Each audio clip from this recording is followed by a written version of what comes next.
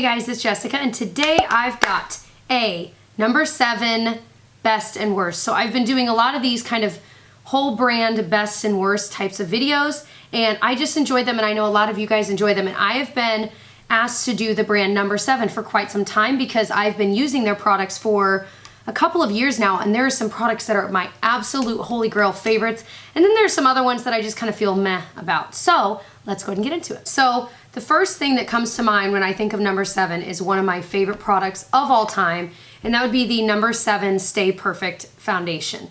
This, they say it's medium coverage, like it literally says it on the bottle. I would say you can absolutely build it up to like medium full. Now, when I think of full coverage foundation, I think of like those really thick foundations that you can tell you're wearing it, but it definitely covers anything.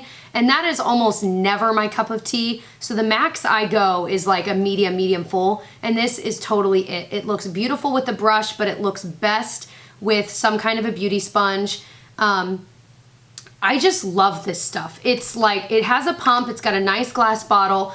I buy my number 7 products at Target, but you can get them all over the place. I'll link any of the products I mentioned down below if you're wanting to check them out online. It has SPF of 15 and it is very long wearing. But what's crazy is most long wearing foundations that I've tried just kind of look horrible on the skin. Like either you can just tell like you're wearing a lot, or they just, I don't know, I just feel like I'm wearing a ton. But this stuff looks healthy on the skin, and yet it stays all day long. I've even worn this without primer and it still stays. I've used it with tons of different primers. I mean, it's just, no matter how you wear it, it ends up looking beautiful. So I have tried all the shades that would be anywhere close to me, and I cannot find the right one. So I kind of mix and match different shades.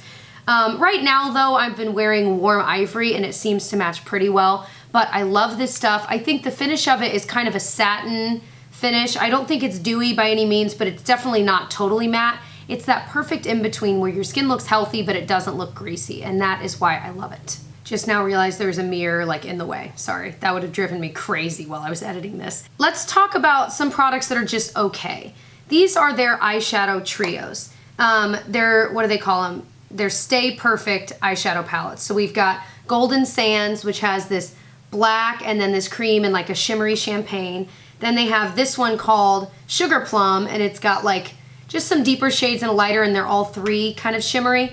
And then this one called Warm Nudes, and it's got like a deep kind of purple, a taupey one, and then again another champagne shimmery color. The thing about these shades, or not really the shades, but the little trios, is I just don't like the shape of them. Like I would much rather it just be a normal like side by side, or I don't know. And I think they used to do ones like that. I feel like I remember having one that I did like. The shadows themselves, however, the most important part, aren't bad. They're certainly pigmented. I wish there were more mattes, because I think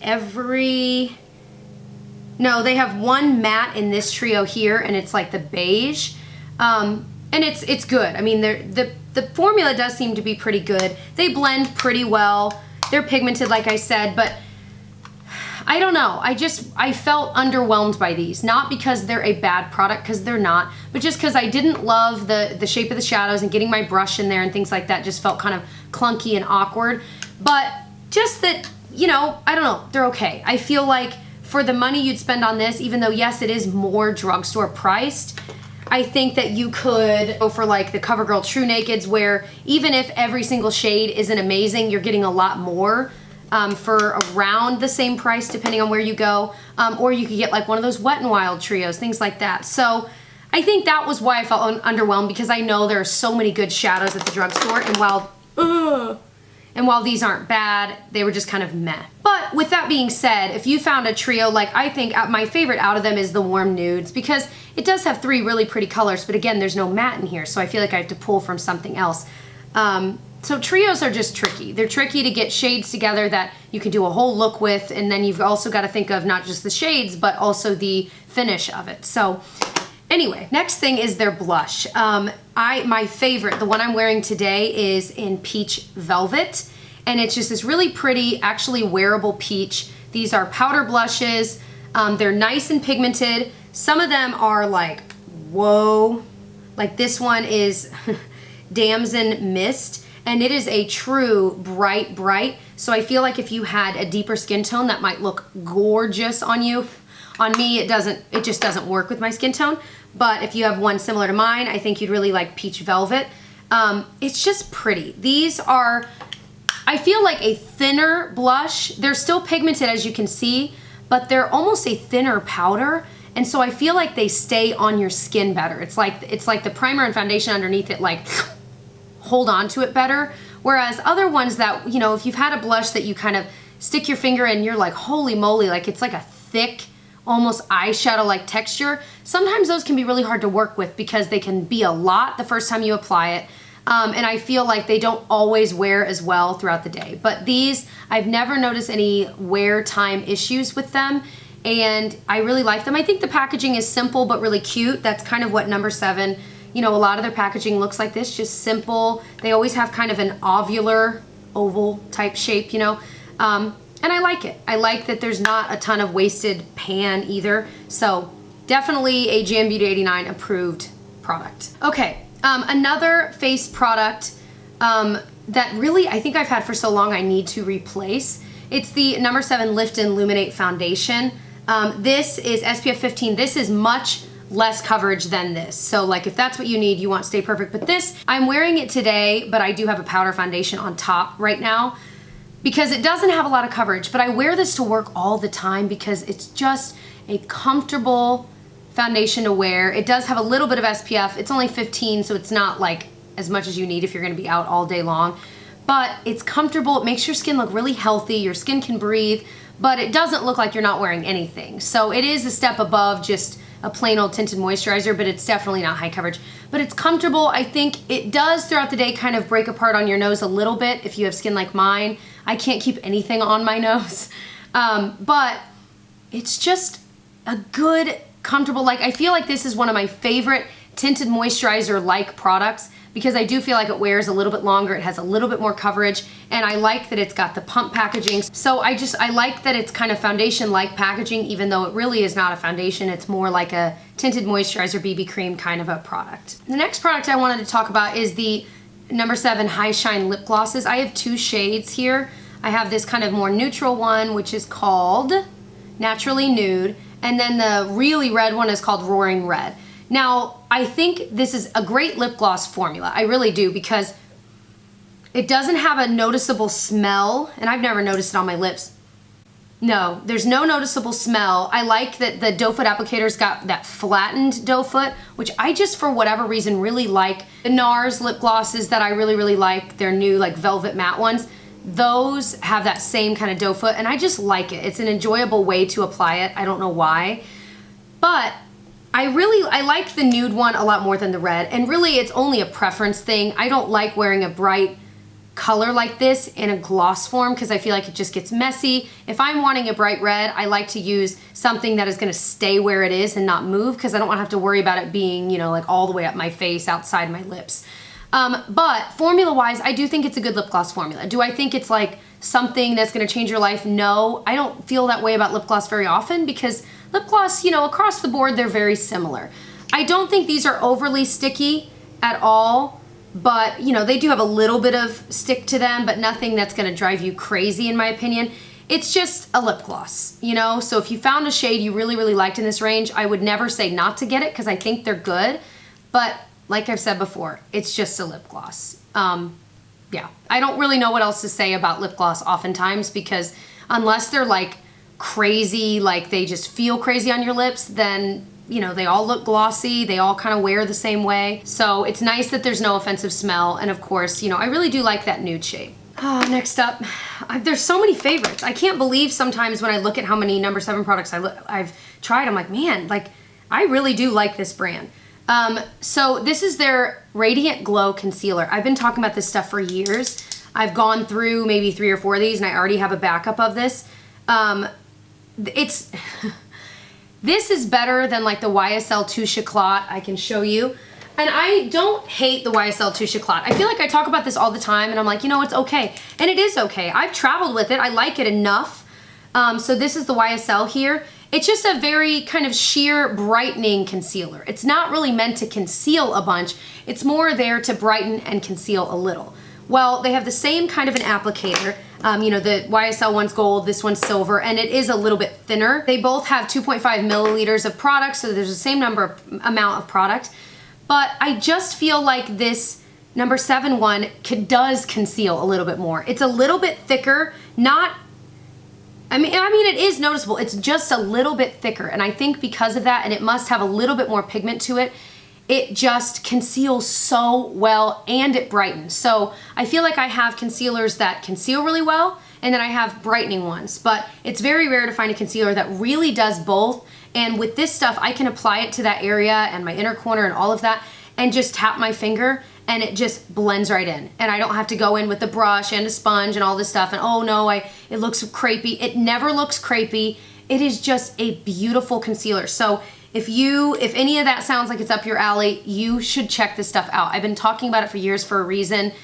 Could possibly be like my favorite number 7 product. That's hard to say because I really love the Stay Perfect. But I mean, it's like they're both like neck and neck for number 1 for me. All right, let's talk about another favorite. They're freaking bronzers. I'm wearing the one in the shade Caramel today. And this is actually deeper than the one I'm used to using, and I'm used to using Golden Sand. But you can kind of see the shade difference here. Golden Sand, like if you've got light skin, it reminds me of the Too Faced Milk Chocolate bronzer because it's that lighter shade for lighter skin. But Caramel is definitely more like orange, but it's still a wearable orange. And like I said, I'm wearing it today up here and here. I just feel like these both make your skin look healthy. They're not overly matte where it looks like weird, but they're not overly shimmery where you feel weird putting it in those spots, if that makes sense. So they've kind of got this satin finish to them. They're pigmented enough to really show up in the right way, but they're not so pigmented that you feel like you're putting eyeshadow all over your face. The Golden Sand, it's really hard for me to get a swatch to show up because it's so close to my skin tone, which is why I've kind of jumped up to the Caramel. But you can see Caramel. Golden Sand is next to it, but it's hard to see. But there's Caramel. I just love them. What I love is that when I apply it with a brush to those areas, you know, I can grab a sponge and it just kind of go over it, and it really blends it in more seamlessly. And I just love these. I think the packaging is also pretty. They have this pretty design on the actual powder. Everything about this bronzer is wonderful. Next thing I'm going to talk about are their Moisture Drench lipsticks. So the ones that look like this. I have a few shades. I have Honey Bloom, which is an amazing everyday color. It's kind of a dusty pink. I love this color. They have the number 7 little emblem engraved. I feel like that's not the right word. But anyway, kind of etched into the side of the lipstick, which I think is so classy, especially for a technically drugstore brand, although I've kind of talked about this kind of like a medium because I feel like it's kind of in between. Anyway, I also have the shade Berry Blush. And actually, I've never worn this shade. I've only swatched it, but it's really pretty, like really, really pretty. And it's totally one of those fall shades. And then the other shade I have is Romantic. I've had this one for over a year now, and it's more of a warm toned pink compared to the first one I swatched. But these are very comfortable classic lipsticks. For me, I've been reaching for lipsticks more like this more often lately because I feel like my lips are so tired of the matte lip trend, and I'm not totally into the metallic lip trend either. So I'm kind of just reaching more for these classic, comfortable lipsticks where they're not matte, they're just kind of a satin, kind of creamy finish, comfortable to wear. Yes, you have to reapply them throughout the day, and you do with these as well, but I don't mind that when at least my lips aren't feeling like they're completely dried out and uncomfortable. So this makes me want to wear lipstick more often, whereas with the matte stuff, I do it like once or twice a week because I'm like, my lips can't handle it, you know? No matter how much I exfoliate and moisturize and all that, my lips just can't handle it. And I'm sure I'm not alone on that. Of course, as I'm talking about these, I'm wearing a Revlon lipstick, but I'm wearing, if you're curious, the Revlon Super Lustrous lipstick in Bombshell Red. It's just a really pretty, almost berry-like red, but I really like that too. Very similar formula, but I highly recommend these number 7 lipsticks.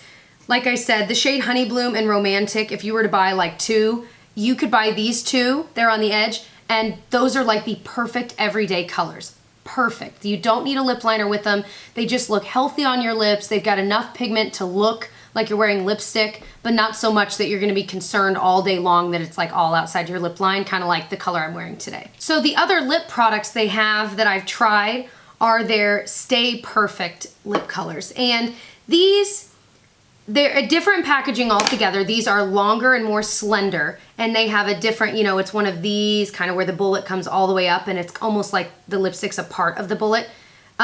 These are, I think they have more pigment to them, and they're not matte, but these are hard to describe. They have a similar formula, but these like glide right on, like they're crazy creamy. And when I first tried these, when I read the term Stay Perfect, I thought it would be like more like kind of a mattifying type of a finish where it would like stay put all day. But these have this like slip to them that it just like glides right on.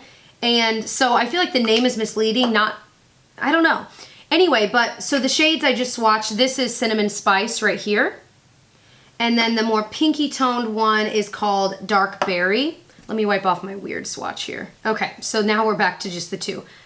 So I don't see a huge difference between the Moisture Drench ones that I showed before this and these Stay Perfect ones.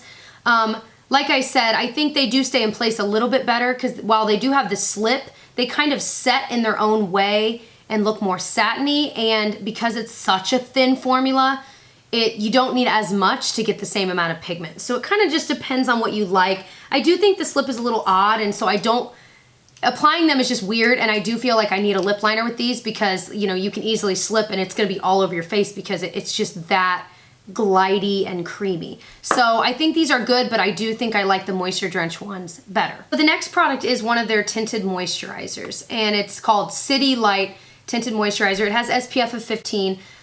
This is the shade Medium. I think this is a pretty good tinted moisturizer. It's definitely got that kind of sunscreen feel to it, like a lot of them do. It's a lot, you know, thinner of a formula, and it has some coverage, but not a lot. I mean, certainly their Lift and Luminate has more coverage than this, and they have the same amount of SPF. So for me, I would rather, and I often reach for this one over this one.